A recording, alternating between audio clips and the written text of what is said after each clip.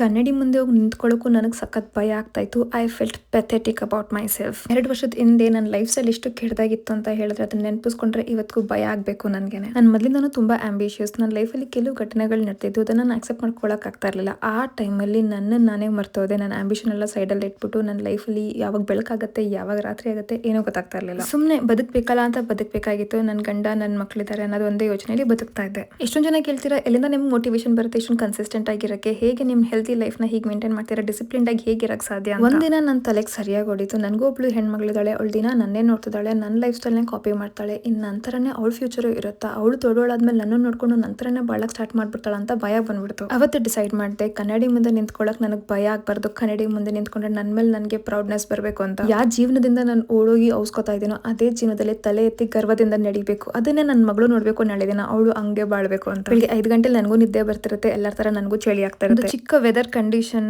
ಒಂದು ನಿದ್ದೆ ನನ್ನ ಜೀವನ ಕಂಟ್ರೋಲ್ ಮಾಡಕ್ ಸಾಧ್ಯನಾ?